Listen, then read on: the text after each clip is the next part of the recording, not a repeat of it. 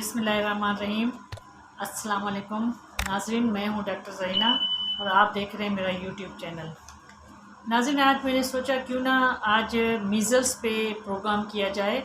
Measles जिसको उर्दू ज़बान में खसरा कहते हैं, ये आजकल सीज़न में खसरा फैला हुआ है बहुत ज़्यादा बच्चों में। तो मैंने सोचा क्यों ना पेरेंट्स को जो है थोड़ी सी आगाही दी जाए, उसके क्या साइन सिम्टम होते हैं, उसमें बच्चों को क्या मसले दरपेश आते हैं, और तो कैसे ये शुरू होता है, कैसे पता चले कि ये खसरा है या आम दूसरा कोई नज़ला ज़ुकाम बुखार खांसी है। तो इसके लिए मैंने सोचा कि क्यों ना आज छोटी सी एक वीडियो बनाई जाए। और इंशाल्लाह जो है मीज़ल्स पे मैं एक अपने एक्सपर्ट्स किसी को ज़रूर इसमें शामिल करूँगी। 1-2 दिन के बाद फिर एक वीडियो एक एक्सपर्ट के साथ बनाऊंगी जो पीडियाट्रिशियन होगा, जो मीज़ल्स के बारे में बहुत ज़्यादा अच्छे तरीके से आपको आगाही देगा। लेकिन तब तक मैंने सोचा कि क्यों ना मैं भी थोड़ा सा इसमें हिस्सा डाल दूं, आप लोगों को बता दूं कि मीज़ल्स या खसरा की अलामत क्या होती हैं, अलामत, और उसके अलावा जो है उसकी क्योर क्या होती है, उसको कैसे ट्रीट किया जाए, घर में थोड़ा सा कैसे ख्याल रखा जाए। तो उस सिलसिले में मैंने आज सोचा कि प्रोग्राम छोटा सा किया जाए।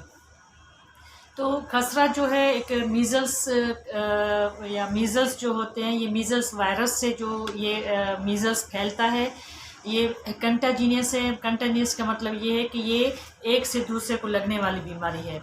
ठीक है, जैसे आम नज़ला ज़ुकाम खांसी होता है, इस तरह जो है ये रेस्पिरेटरी ट्रैक्ट इन्फेक्शन में इसमें जो है वो उस पर अटैक करता है। रेस्पिरेटरी ट्रैक्ट इन्फेक्शन में हम लोग नाक, गला और फेफड़े उसमें इंक्लूड करते हैं, उसमें आ जाते हैं। तो मेडिकल पॉइंट ऑफ व्यू से इसको RTI कहते हैं। तो इसको 2 हिस्सों में डिवाइड किया जाता है, एक अपर रेस्पिरेटरी ट्रैक्ट और एक लोअर रेस्पिरेटरी ट्रैक्ट। तो ये रेस्पिरेटरी ट्रैक्ट इन्फेक्शन की डिजीज़ है, ये उस पर जाके अटैक करता है। सही, इसमें ये होता है कि सबसे पहले जो इनिशियल जो इसकी सिम्टम है, जो सबसे शुरुआती जो इसकी जो अलामत है, वो ये है कि रनी नोज़, मतलब कि नाक बहुत ज़्यादा बहेगा, बच्चे का नाक बहुत ज़्यादा बहेगा, रनी नोज़ होगा। और इसके अलावा जो है बुखार होगा। बुखार जो होगा उसकी शिद्दत 40 डिग्री सेंटीग्रेड, या उसको फ़ारेनहाइट में अगर हम बोलें तो उसको 104 से 105 तक वो बुखार हो सकता है बच्चे में। और इसके अलावा दूसरी मेन जो अलामत है, निशानी है कि ये वाकई मीज़ल्स की तरफ बच्चा जा रहा है, तो आँखों का इन्फ्लेमेशन, आँखें जो बिल्कुल लाल और रेडिश सी इन्फ्लेम्ड हो जाती हैं। तो ये जो है 2-3 साइंस जो होती हैं या सिम्टम्स या अलामत जो होती हैं, इसमें हम डायग्नोज बनाते हैं कि ये मीज़ल्स की तरफ बच्चा जा रहा है। इसके अलावा खांसी होती है और फ्लू होता है। फ्लू तो मैंने आपको बता दिया कि रनी नोज़ होता है, खांसी होती है और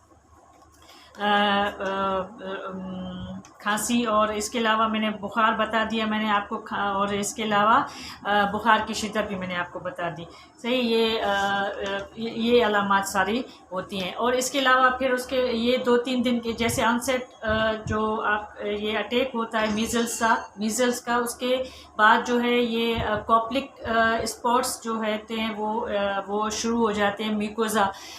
म्यूकोज़ा मैं आपको कैसे समझाऊं कि म्यूकस मेम्ब्रेन जो होती है हमारी, या म्यूकोज़ा जो होता है, वो इंटरनल ऑर्गन्स की कवरिंग को कहते हैं मेडिकल टर्मिनोलॉजी में। इंटरनल ऑर्गन के एपिथेलियल सेल्स की लाइनिंग्स होती है, वहाँ पे जो है आपको, जैसे आप तालू ऊपर करेंगे, मुंह खुलवाएंगे बच्चे का, तो फिर ये ऊपर जो टूथ है, मोलार और फर्स्ट और सेकंड मोलार टूथ है, उसके पीछे बिल्कुल फर्स्ट और सेकंड मोलार के बिल्कुल पीछे जो है आपको जैसे ऐसे लगेगा कि जैसे लाल बैकग्राउंड होगा, लाल बैकग्राउंड जैसे तालू लाल है, जैसे उसके बैकग्राउंड पे वाइट जैसे नमक के जो है वो ज़रात हैं या दाने दाने जैसे नमक के वाइट वाइट दाने जो है ना, क्लस्टर उसका वाइट पैचेस का आपको मिलेगा।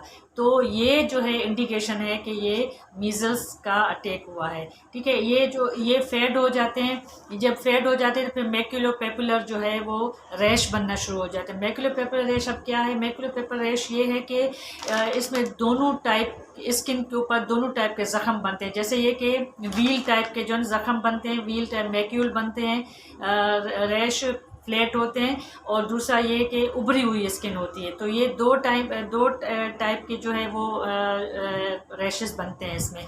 तो ये रैशेस जब बनते हैं, जब वो फेड हो जाते हैं, वो ख़त्म हो जाते हैं, फेड आउट हो जाते हैं, वो कॉप्लिक स्पॉट्स कहते हैं उसको, कॉप्लिक साइंस कहते हैं इसके मीज़ल्स की। वो फेड उसके बाद वो मैक्यूलोपेपुलर रैश में जो है वो चेंज हो जाता है। ये फेस और बैक ऑफ ईयर मतलब कि नाक कान के पीछे, और फेस और कान के पीछे से स्टार्ट होते हैं, सेंटर से स्टार्ट होता है इसका, और फिर ये पेरीफ्री में चला जाता है, मतलब कि सेंटर टू पेरीफ्री। ऊपर से फेस के ऊपर कान के और फेस के ऊपर आया, और फिर ये नीचे ऐसे जिस्म के बाकी हिस्सों पे उतरना शुरू हो जाता है। सही है। और इसके अलावा मैं आपको इसका जो है वो पिक्चर्स भी दिखाऊंगी कि वो जो है स्पॉट्स, जो मैक्यूलोपेपुलर स्पॉट्स जो होते हैं या मीज़ल्स के जो स्पॉट्स होते हैं वो किस तरह के होते हैं, वो मैं आपको दिखाऊंगी, वीडियो के एंड में दिखाऊंगी या बीच में कहीं दिखा दूंगी आपको कि ये इस टाइप के जो है वो निशानात बॉडी पे आना शुरू हो जाते हैं।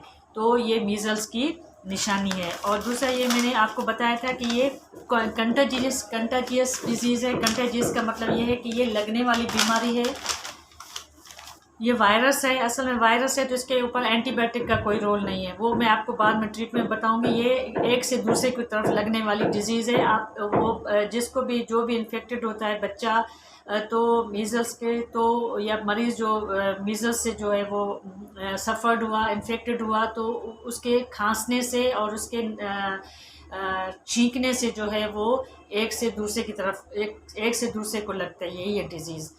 और इसके अलावा माउथ टू माउथ कांटेक्ट होता है या सीक्रेशंस जो होती हैं, तो उसके थ्रू भी जो है ये बीमारी फैलती है। सही है।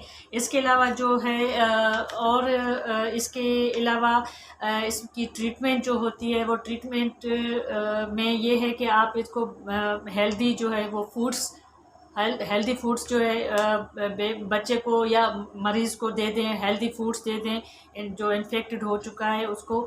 और इसके अलावा ORS का पानी, स्वीट और सॉर, जो स्वीट और साल्टी जो बनाते हैं, ये फ्लूइड बनाते हैं ORS, वो आप पिलाएं, क्योंकि डिहाइड्रेशन का भी खतरा होता है, क्योंकि फीवर बहुत ज़्यादा होता है। तो जो स्वीट से जो है पानी जो है वो लॉस हो जाता है, और इसके अलावा बुखारात के थ्रू भी जो है एवापोरेट हो जाता है, तो वो डिहाइड्रेशन का जो है वो ख़तरा होता है। तो इसमें ORS का पानी और हेल्दी ग़िज़ाएँ दें इसको। और इसके अलावा इसको जो है एंटीबायोटिक, मतलब कि जो बुखार को कम करने वाली जो दवाइयाँ हैं वो इस्तेमाल करवाएं।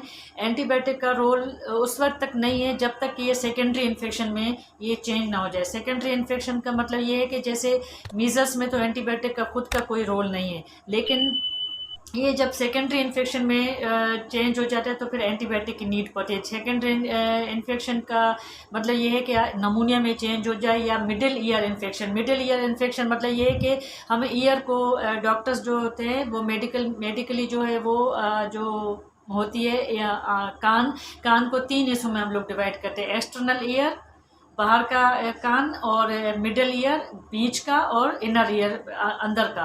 तो मिडिल ईयर इन्फेक्शन हो जाए या फिर जो है वो नमूनिया हो जाए, नमूनिया में चेंज हो जाए, तो फिर एंटीबायोटिक की नीड पड़ती है, एंटीबायोटिक देते हैं। सही। अदरवाइज़ इसको जो है एंटीबायोटिक जो बुखार को कम करने वाली दवाइयाँ होती हैं वो इस्तेमाल करवाएं, और ORS का पानी दें, और हेल्दी ग़िज़ाएँ इस्तेमाल करवाएं। बस इसका यही ट्रीटमेंट है। और इसके अलावा जो है इसमें जो कॉम्प्लिकेशंस जो होती हैं, इसमें कॉम्प्लिकेशंस मीज़ल्स की जो होती हैं वो क्योंकि ये इम्यूनोसप्रेसिव है। इम्यूनोसप्रेसिव का मतलब ये है कि ये जो इम्यूनिटी जो होती है हमारी, जो क़ुव्वत मुदाफ़त होती है, उसको कम कर देती है, सप्रेस कर देती है, बिठा देती है इम्यूनिटी को, क़ुव्वत मुदाफ़त को, तो इसलिए ये इम्यूनोसप्रेसिव इसका नाम दिया गया है। तो इम्यूनोसप्रेसिव है ये। तो इसकी कॉम्प्लिकेशंस जो होती हैं, डायरिया जो होती है वो डायरिया मतलब कि जो होते हैं मरीज़ में वो 8% केसेस में जो होती हैं वो डायरिया होता है, और 7% केसेस में जो है वो मिडिल ईयर इन्फेक्शन हो सकता है, और 6% में जो है ये नमूनिया हो सकता है। और लेस इसके अलावा बाकी जो जैसे ये झटके आते हैं वो लेस कॉमन है, मतलब कि कम होता है, उससे इतना रेयर होता है, मतलब कम होता है, इतना ज़्यादा नहीं होता है इसमें। तो वो क्या है, ये झटके आना या अंधापन होना या फिर दिमाग की सोजिश, ये सारी चीज़ें जो होती हैं ये कॉमन नहीं है। इतनी कॉमन जो होते हैं ये डायरिया होता है, मिडिल ईयर इन्फेक्शन, और इसके अलावा जो है वो दिमाग की जो सॉरी नमूनिया है, और मिडिल ईयर इन्फेक्शन है, और डायरिया वगैरह जो है ये कॉमन होती हैं। बाकी जो है वो चीज़ें जो है लेस कॉमन होती है, जो जिसमें झटके वटके भी आ सकते हैं। ठीक है, तो ये हमारा जो है ना आज का जो ये मीज़ल्स पे जो प्रोग्राम है मेरा, इसमें ये इसके एंड में मैं आपको ये बताऊंगी इंशाल्लाह। आपको पीडियाट्रिशियन का भी आपका एक्सपर्ट ओपिनियन ले लेंगे इसके ऊपर इंशाल्लाह, एक आध दिन में उसका भी ले लूँगी, वो भी फर्दर क्या बताएंगे वो पूरा। अच्छा, इसमें सॉरी एक चीज़ मैं ट्रीटमेंट बताना भूल गई कि इसमें विटामिन ए के कैप्सूल भी देते हैं, विटामिन ए पिलाते हैं। उसमें 2 किस्म के होते हैं, जैसे ब्लू और रेड कलर के होते हैं आई थिंक। तो वो जो है फिर वो एज वाइज जो होते हैं और सीवियरिटी वाइज जो होते हैं वो पिलाते हैं इसमें। ठीक है, और इसके अलावा मैं एक और चीज़ ये बताने लगी थी कि जो बच्चे जिनको वैक्सीन हो चुकी हुई होती है मीज़ल्स की, या वो इम्यूनाइज्ड होते हैं, इम्यूनाइजेशन का जो है वो इनका अमल पूरा हो चुका होता है, मीज़ल्स की वैक्सीन ली हुई होती है, तो उन बच्चों में जो होता है वो कम होता है रेशो, उसमें कॉम्प्लिकेशन कम होती हैं बनिस्बत उसके कि जिनको वैक्सीन नहीं हुई होती है। तो बराए मेहरबानी आप प्लीज़ जिनको जो है मीज़ल्स की वैक्सीन नहीं हुई है बच्चों को, तो प्लीज़ उनको जो है ना वैक्सीनेट करवा दें। अपने बच्चों की ज़िंदगियाँ जो है वो सेव करें, अपने बच्चों को मीज़ल्स की वैक्सीन लगाने के लिए सबसे पहले सारा काम छोड़ के सबसे पहले, क्योंकि ये आजकल जो है सीज़न में चल रहा है मीज़ल्स तो खसरा जो है वो उसकी प्लीज़ वैक्सीनेशन करवा लें अपने बच्चों की, और अपने बच्चों की ज़िंदगियां बचा लें। ठीक है, क्योंकि कॉम्प्लिकेशन में चले जाते हैं तो फिर ज़्यादा मसले हो जाते हैं, तो इसलिए बेहतर ये है कि आप इनको वैक्सीनेट करवा दें। तो आज का ये प्रोग्राम इस पे मैं ख़त्म करती हूँ। इंशाल्लाह कमिंग जो है प्रोग्राम में एक्सपर्ट ओपिनियन लेंगे किसी पीडियाट्रिशियन का, और फर्दर वो आपको बताएंगे। और मैं आपको लास्ट में फिर बता दूँ, आप वैक्सीनेशन मीज़ल की वैक्सीनेशन ज़रूर करवाइए अपने बच्चों को, और अपने बच्चों की ज़िंदगी सेव कीजिए। इसके साथ मुझे इजाज़त दीजिए, और इंशाल्लाह नेक्स्ट प्रोग्राम के लिए, और अपनी फ़ीडबैक ज़रूर दीजिएगा। मेरे चैनल को सब्सक्राइब कीजिएगा, और बेल आइकन के बटन को दबाइएगा, क्योंकि जो मेरी वीडियोस आएंगी तो आपके पास खुद ब खुद आती रहेंगी। और लाइक और कमेंट्स बॉक्स में अपने कमेंट्स ज़रूर दीजिएगा कि आपको ये वीडियो कैसी लगी, और लाइक का बटन भी ज़रूर दबाएं अगर आपको ये वीडियो मेरी अच्छी लगती है तो। ठीक है, तब तक के अल्लाह।